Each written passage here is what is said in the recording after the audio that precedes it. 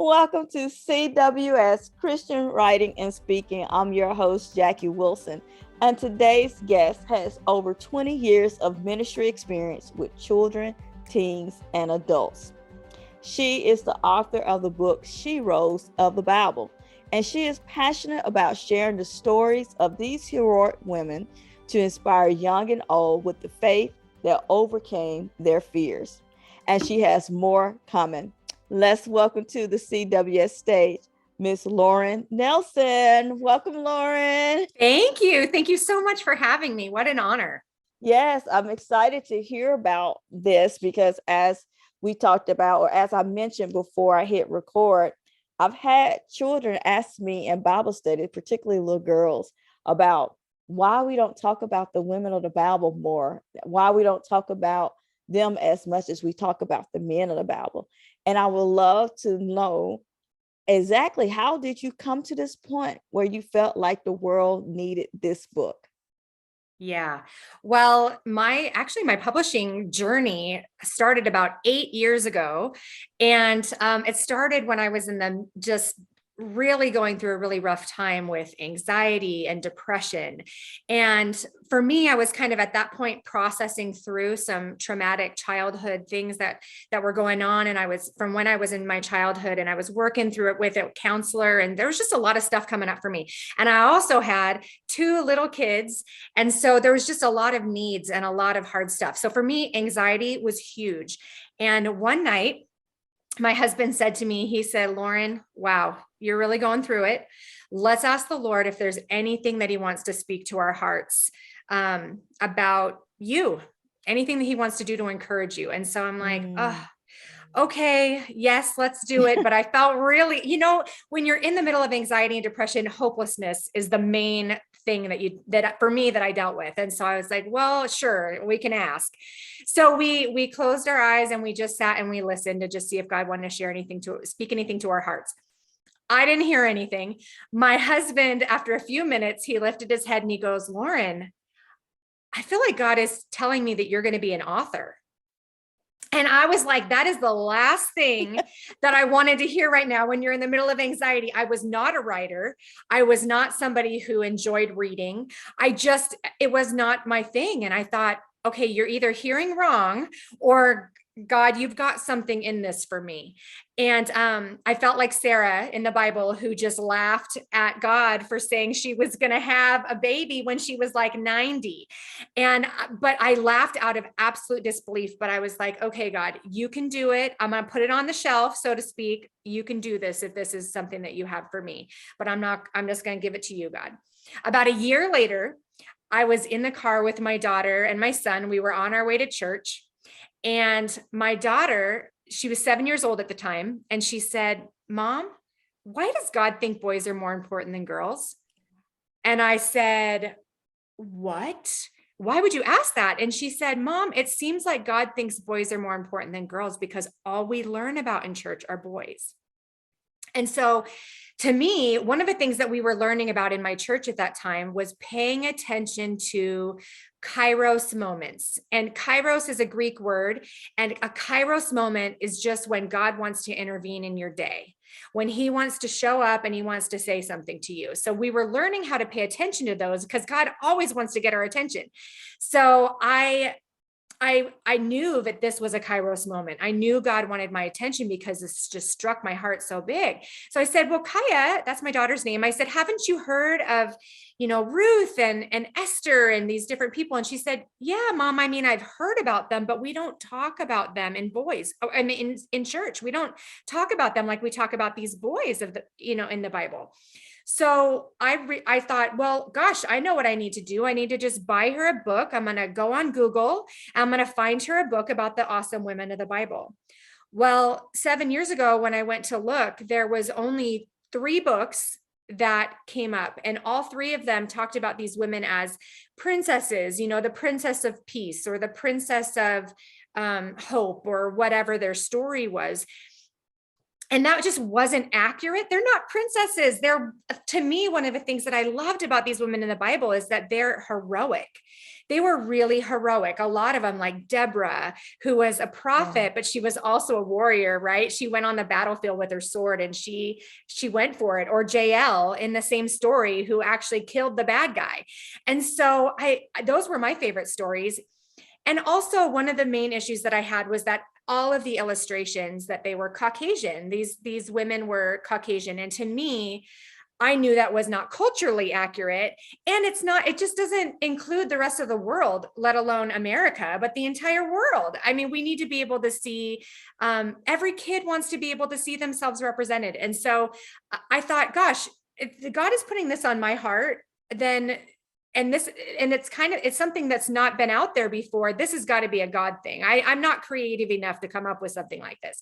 So I started writing these stories down for my daughter in a fun and exciting way that she could relate to. And I began to realize that there's other kids all over the world that probably have this same question.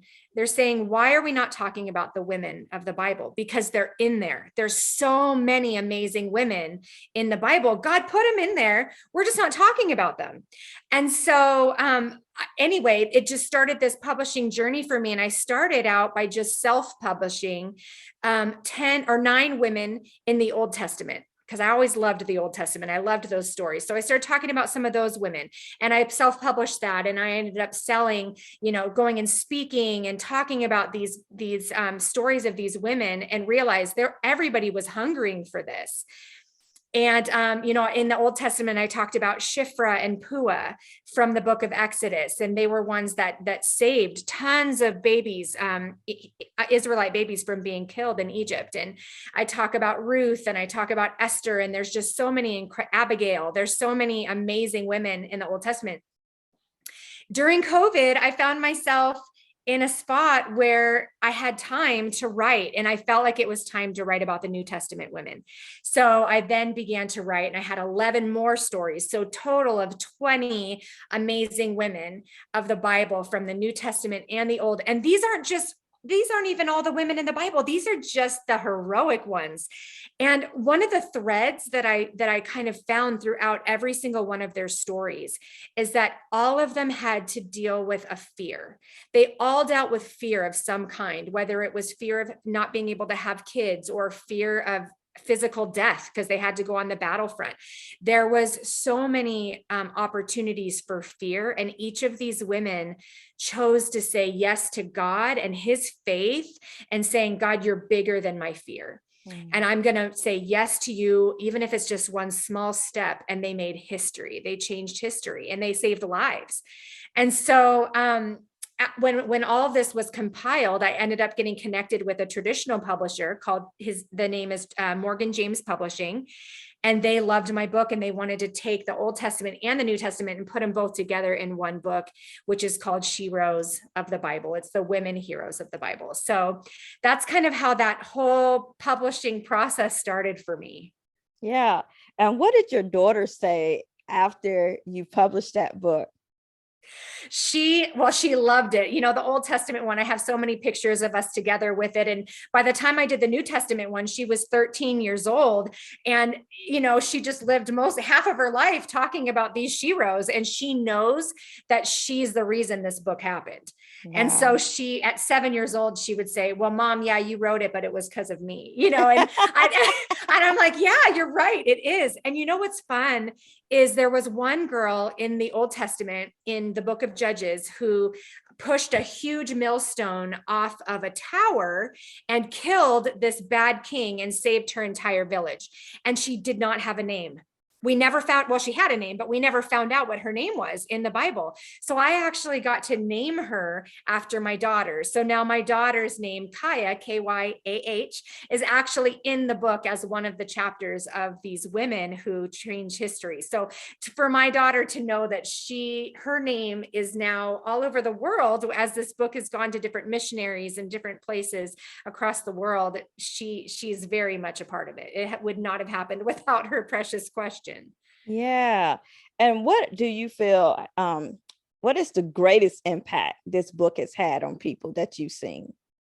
Well, I've had even adults. So kids are just, they love it. And it's really precious. I've watched as parents have told me that their kids have carried the book around with them to everywhere that they go. They just love it. They want to read it. They're finding themselves in this book and going, I want to be heroic like these women. But I'm also seeing adults who would say, Lauren, thank you for writing this book. I had no idea there were this many women in the Bible. And I tell them there's even more, there's so many more women, but these are just the heroic ones. And I think it has really given women a better understanding of how God views women, that they are important, that really, sadly, the church at large has, not every church, but the church at large just hasn't really talked about these women, but God put them in there. And so that's really been encouraging. And then another thing that was just really probably one of the more beautiful moments to me was when a mom called me and she left a voicemail and she was crying. And she said, Lauren, my daughter she said, Mom, these women look like me. And this daughter, she was diverse. She wasn't Caucasian. She had African American. She had just different ethnicities in her that was absolutely beautiful. And she saw herself in these women, which she was not used to seeing herself represented in that way. And so the mom was crying, saying, "My daughter said she sees herself in this book," and that was everything. That meant everything to me. And I've had missionaries take this book to Africa and to India and to Asia. And all of these ethnicities are really represented in this book. And so no matter where this goes, people are going, this is me. Like, I'm in here. This is, so it's just really encouraging to me. I've been really blessed that other people have noticed that as well. Yeah, wonderful. And this is not going to be your only book. You have something coming soon. Can you tell us about that? Yes. So I have a new book that's coming out. It's actually for adults, and it's going to be coming out most likely in the spring of 2023. The editing process is done. The publisher has accepted it, but now we have to begin the journey of getting it formatted. But this book is called A Garden in the Ashes: Rebuilding Your Life Rebuilding Your Life and Your World, Your Heart and Your World After Trauma. So obviously this is the title is in transition, but it's about my story of coming out of some traumatic experiences as a child, abuse, sexual abuse, and even worse. It did involve some pretty scary things that happened to me as a kid. And it's not just about me, though. It's about how God met me in my life as a child, all the way through as the memories came up, and as I had to process through this, how he met me in it, and how he can also meet you, and how he can meet the reader right where they're at as they're struggling through fear or shame or bitterness or all these different things that we struggle with when we've gone through trauma, particularly sexual abuse. And so and my hope and my prayer is that people really are encouraged through this book and are pointed to Jesus and experience him in a new way. There's discussion questions at the end of every chapter, and there are prayers and different ways to help encourage and point people to Jesus through it. So that's my hope. Yeah, wonderful. Can you tell people how they can connect with you? Yeah, the best way to connect with me is either through my website, which is laurenlnelson.com, which Lauren is Lauren, the letter L, and then Nelson, NELSON.com. And then you can also find me on Instagram at the Lauren L. Nelson, or on Facebook at Sheroes of the Bible. So you can find me there. Those are ways to connect with me. Right now, my book, Sheroes of the Bible, is available on any online bookstore. So Amazon, Barnes and Noble, Walmart, anywhere that you shop online, my book is available there for purchase. Wonderful. Lauren, as we wrap up your interview today, what is the one thing you want the audience to know? My main motto, so to speak, and really what my life is about and for in my message, is let God's love be greater than your fears. And when you say let God's love, it's a choice. It's a choice to say, I'm going to choose God and his love for me over anything that I'm experiencing or feeling. And I had a friend that was meeting with a counselor, and this counselor said to her, "What is on the other side of fear?" And my friend said, "I have no idea." And he said, "Everything you've ever wanted. Everything you've ever wanted is on the other side of fear." And when we recognize that our hopes and our dreams and everything God has for us is right over on that other side of fear, which is that bully that stands there and acts like he's so much bigger. He's not bigger than God. He's not bigger than God's love. And if we can conquer that through our daily choices, our daily things to say, what is God saying to me and what am I going to do about it through those Kairos moments? When we have those moments of God intervening in our day, we're supposed to ask ourselves the question, God, what are you saying to me? And what am I going to do about it? And it's by taking action that we punch fear in the face and we get past it and we get to the other side where God's got some awesome treasure for us. So that's my hope, is that people would really overcome their fear and begin to trust God in greater ways. Wonderful. CWS audience, you have heard her. What's on the other side of fear? You matter. What you have experienced matters, and God wants to give you greater, but you got to step on the other side of that. Start becoming a hero in your story. God is giving you that opportunity. Thank you so much for listening to today's episode. And until next time, beautiful people, God bless.